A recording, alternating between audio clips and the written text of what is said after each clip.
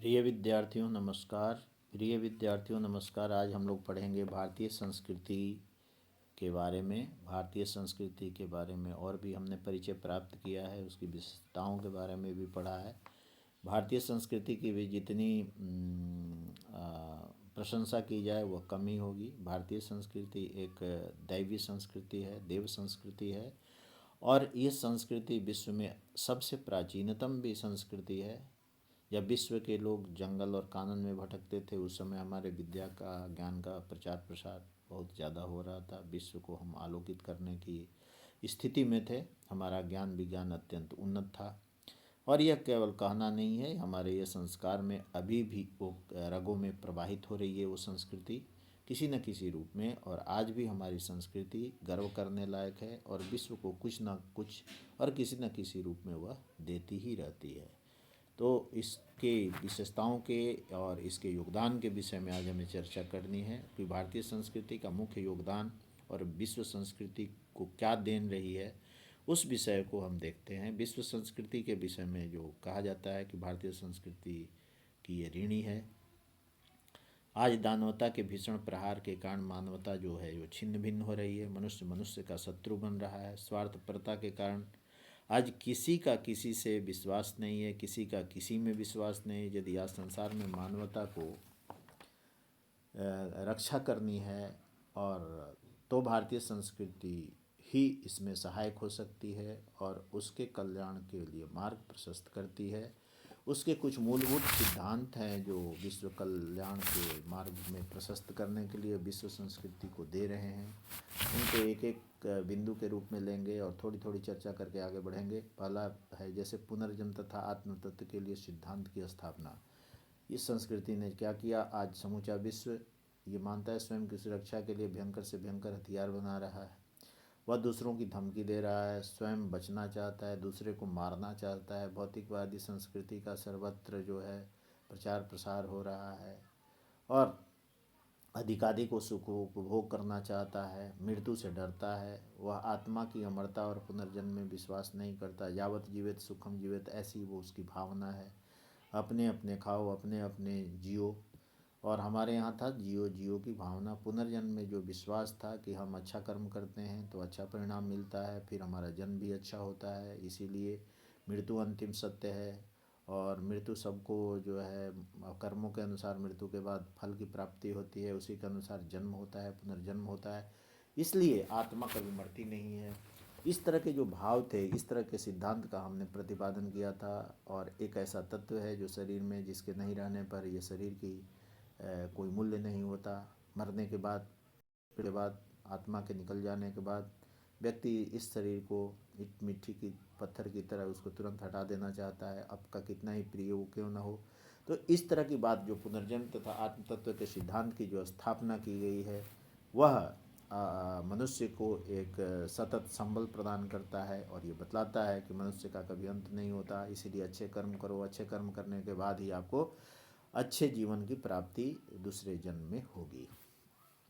वर्णाश्रम धर्म की सामाजिक व्यवस्था, वर्ण व्यवस्था और आश्रम व्यवस्था यहाँ की एक मुख्य देन रही है।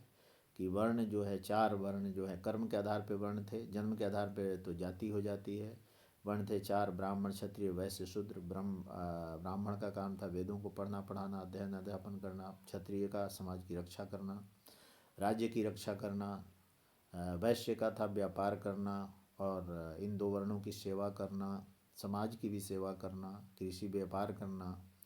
और शूद्रों का काम था कृषि व्यापार और तीन वर्णों की सेवा करना। तो आश्रम व्यवस्था चार थे: ब्रह्मचर्य, संन्यास, ब्रह्मचर्य आश्रम, गृहस्थ आश्रम, वानप्रस्थाश्रम, संन्यास।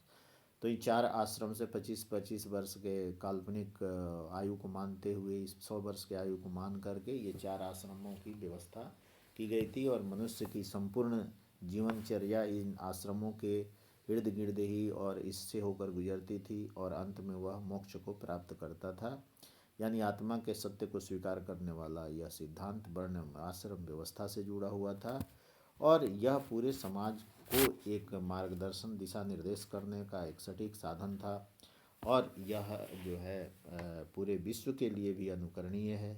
यदि हम एक वर्ग विभाजन कर देते हैं, कार्य विभाजन कर देते हैं, तो समाज में भी इस प्रकार की एक व्यवस्था बन जाने से समाज सुचारू रूप से चलता है। उसका एक अपना कानून होता है, उसकी एक अपनी व्यवस्था होती है।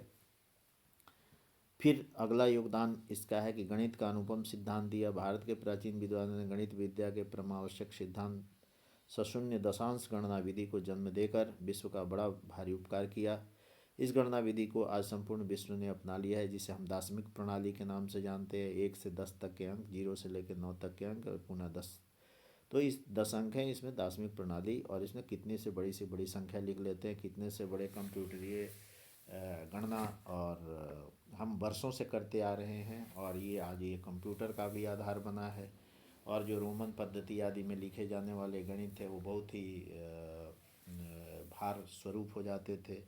इस दार्शनिक प्रणाली के चलते हमारे गणित विधि पूरे विश्व को आज भी लाभान्वित कर रही है। आयुर्वेद के सिद्धांत की स्थापना, अब मैं इसमें कोरोना का जोड़ देना चाहता हूँ। इस 20वीं शताब्दी के जो द्वितीय दशक में जो कोरोना नाम की महामारी आई, इसमें लोग बहुत त्राहि त्राहि मचाने लगे और वो महामारी लोगों को निगलने लगी। लेकिन हमारे यहाँ आयुर्वेद जो है, आयुर का वेद, आयुष को बढ़ाने वाला वेद, उम्र को बढ़ाने वाला वेद, इसने इसके जो सिद्धांत हैं वो कहता है कि व्यक्ति के यदि इम्यून पावर को बढ़ा दिया जाए तो वो सभी रोगों से लड़ने की उसकी प्रतिरोधक क्षमता बढ़ जाती है। तो तरह तरह के बीमारी, महामारी, वायरस, कीटाणु, विषाणु आदि से आदमी लड़ सकता है और वह निरोग रह सकता है। उसकी आयु बढ़ जाती है, वो मृत्यु को प्राप्त नहीं होता, अकाल मृत्यु को। इस तरह से आयुर्वेद के सिद्धांत की जो चरक आदि जो ऋषि हुए हैं और इन लोगों ने इस तरह के सिद्धांत को दिया, और उस सिद्धांत को आज पूर्ण विश्व मानने लगा है।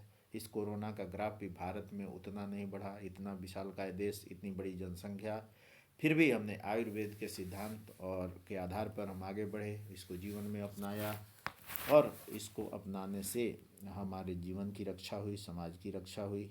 तो आयुर्वेद का सिद्धांत आज भी उतना ही उपयोगी है और इसे अपनाने की आवश्यकता है।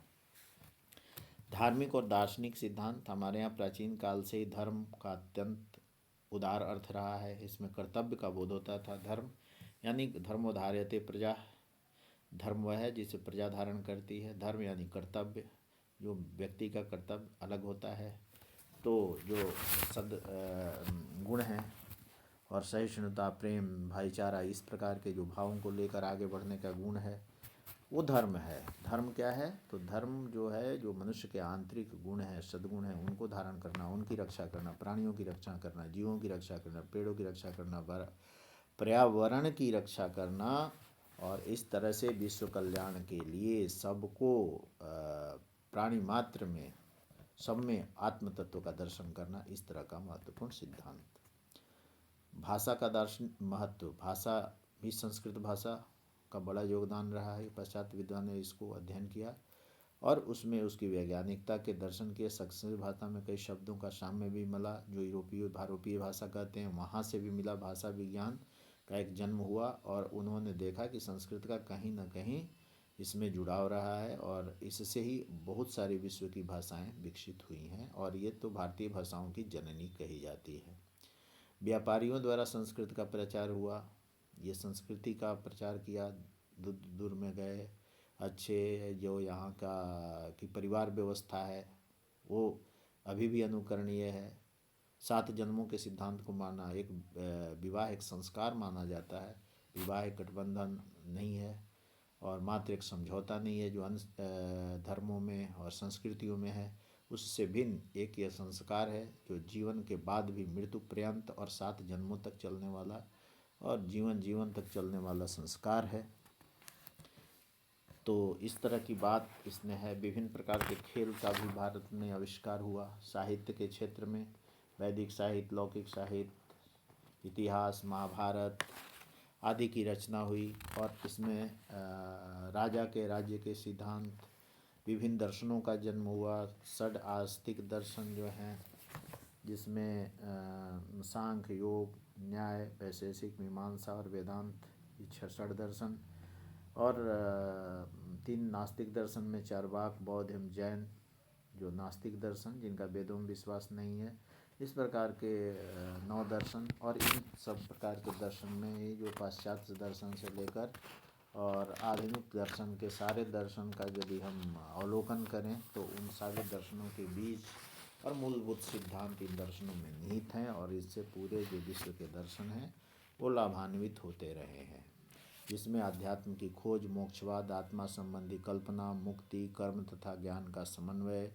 भौतिक तथा पारलौकिक सुख का समन्वय, दर्शन तथा धर्म का गहरा संबंध, चिंतन का महत्व, आध्यात्मिकता, परलोक एवं पुनर्जन्म के प्रति आस्था तथा आशावादिता इसके मुख्य सिद्धांत रहे, मुख्य विशेषताएं रही हैं, जिनसे जो पूरा विश्व और पूरा विश्व का दर्शन लाभान्वित होता रहा है। कितनी भी हम चर्चा करें वो के क्षेत्र जो है इसका महत्वपूर्ण है। जैसे दर्शन को लें तो अब दर्शन में जैसे सांख्य दर्शन को लें तो सांख्य दर्शन की चर्चा एक क्लास में नहीं हो सकती, उसके लिए हमें कई कक्षाएं लेनी पड़ेंगी, और सांख्य दर्शन एमए की कक्षाओं में पढ़ेंगे। अभी आप बीए पार्ट फर्स्ट में पढ़ रहे हैं, धीरे धीरे विषय की गहराई की ओर आप बढ़ेंगे और आपका ज्ञान जो है, आपका ज्ञान बढ़ता जाएगा, और आप ज्ञान को निरंतर ग्रहण करते रहें और अपने ज्ञान में भी वृद्धि करते रहें, क्योंकि ज्ञान ही एक ऐसा चीज़ है जो व्यक्ति को और मानव को उन्नति के पथ पर, उन्नति के शिखर पर ले जाकर खड़ा कर देता है, और उसको पता भी नहीं चलता वो कहाँ से कहाँ पहुँच जाता है, और वो उसका नाम विश्व में हो जाता है, वो विश्व का व्यक्ति बन जाता है, जिसको आज करें अंग्रेजी में ग्लोबल कहते हैं, तो ग्लोबल मैन बन जाता है वो। और वसुधैव कुटुंबकम की जो भावना है वो सदैव से हमारे यहाँ प्रस्फुटित होती रही है। उस भावना की और उस भाव की रक्षा करना भी ये संस्कृति हमें सिखाती है, ये हमारे संस्कार ही हैं। जो वसुधैव कुटुंबकम की भावना, अयम निजः परोवेति गणना लघु चेतसाम उदार चरिता नाम तो वसुधैव कुटुंबकम, इस श्लोक में बताया गया कि यह अपना यह पराया तो छोटे और तुच्छ बुद्धि वाले लोग किया करते हैं, अल्प ज्ञानी किया करते हैं, और उदार चरित्र वाले यानी विशाल ज्ञान वाले, व्यापक ज्ञान वाले लोग, जिनका ज्ञान व्यापक है, बृहद है, तो वो लोग अपने पूरे पृथ्वी को ही अपना घर मानते हैं, पूरे संसार को अपना घर मानते हैं, सभी प्राणियों में समभाव देखते हैं।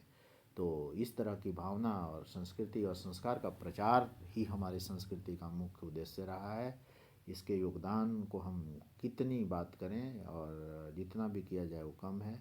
और मैं तो इतना ही कह सकता हूँ कि भारतीय संस्कृति यदि नहीं रहे, पूरे विश्व संस्कृति से भारतीय संस्कृति को यदि निकाल दिया जाए तो फिर संस्कृति की कल्पना करना ही व्यर्थ की बात होगी।